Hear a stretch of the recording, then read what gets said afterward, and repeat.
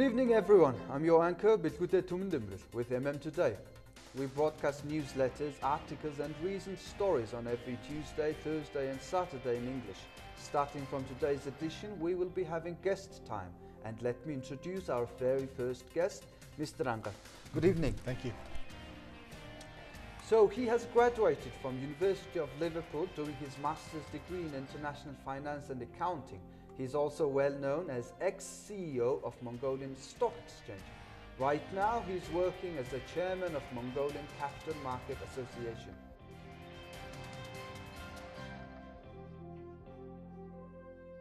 So first of all, thank you for receiving our invitation and coming here with us. And my first question is, please tell us about Mongolian Stock Exchange and Mongolian capital market, how it is and what level is it in right now?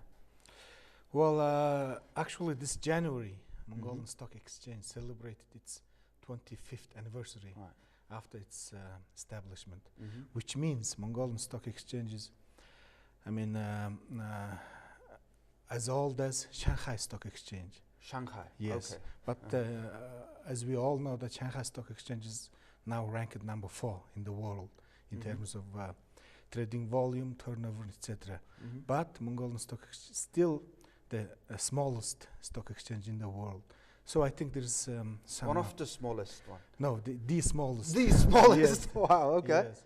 But it's clear, if you see the trading volume and turnover on a daily basis, now equity trading is around 5 to 10 million USD. A million tughriks per day, which means $2,000 to $5,000 worth of securities are traded on Mongolian Stock Exchange on a daily basis, which means it's not enough to be accounted as one of the important financial sector in Mongolia. If you look at the whole Mongolian financial sector, Mongolian capital market, Mongolian Stock Exchange only accounts for 2% of the whole sector. Where how is it for example, it's in Hong Kong? How it is? What's the in developed countries, in the countries where it's the financial sectors are well diversified, the proportion is about. It's like this: the financial, the capital market should account for at least 30 to 40%. At least 30 to 40%. Right. Yeah, okay. in the whole finance sector, and of course there should be like short-term financing where the commercial banks play big roles. So the commercial banking sector should account for around 30%, and the remaining 30% should be come from like other financial institutions and players. Capital market, there are financial products. As financial products go, how many products do we have and how many products there are in the world?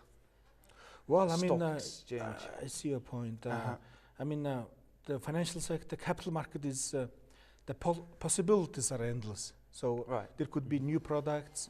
New financial products could be created on any given day. Right. So, now, for the last 25 years, Mongolian Stock Exchange only traded equities, the common stocks of some state-owned enterprises which were privatized 25 years ago through this privatization vouchers. We call it pink vouchers and the blue starting vouchers. From 1991. 1991, yes. And the government bond is only started, being traded on Mongolian Stock Exchange from a year ago.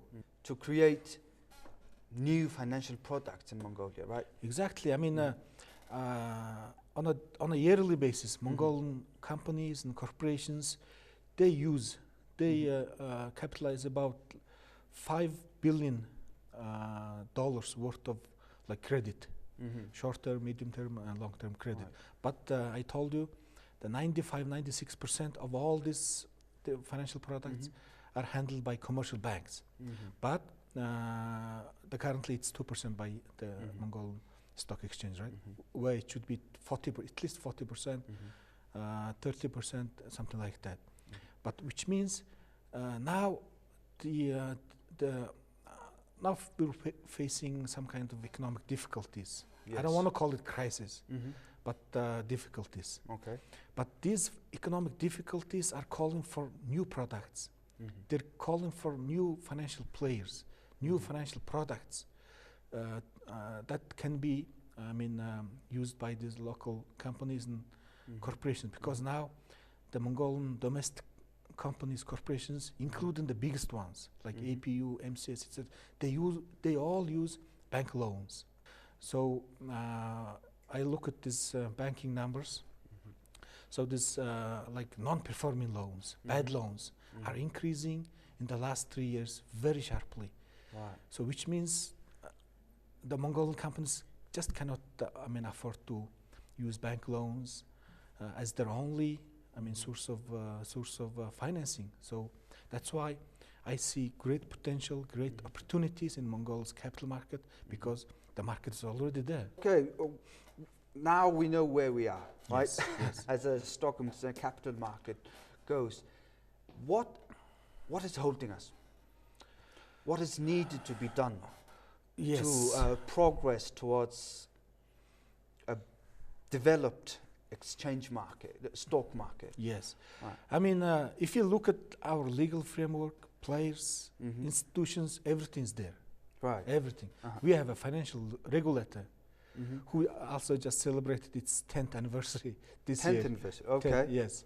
And we have a stock exchange. We have, which also celebrated 25th right? anniversary this year. We have brokers, we have dealers, we have this securities law, we have a strategic partnership agreement with London Stock Exchange. Right. We have everything. Everything. Yes.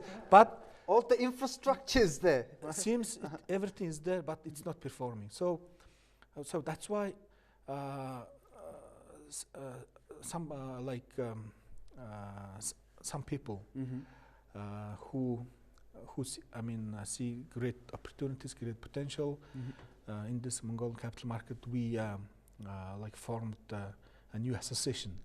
Right. The name is the Mongolian Capital Markets Association. Yes. It's about the Mongolian Capital Markets Association a little bit.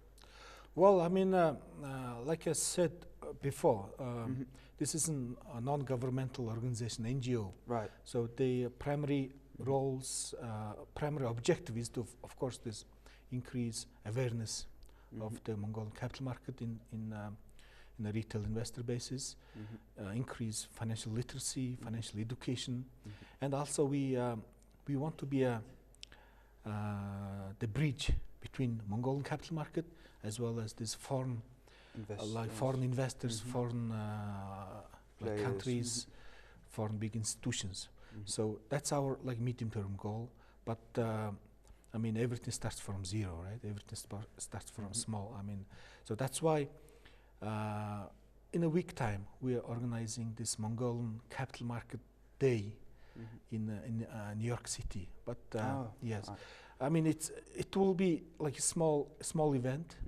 Although since our session is new, Mongolian capital market is not well known to foreign investors, especially people in New York City.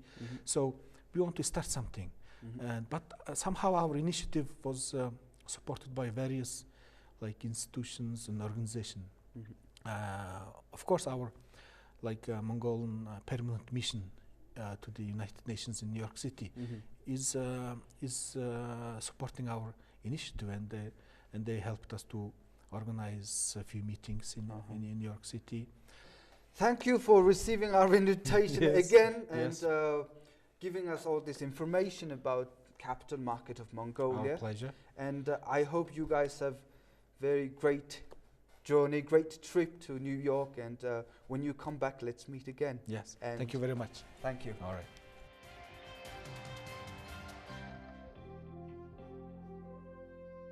Thank you for watching Today, and today's about it, and see you on next Tuesday.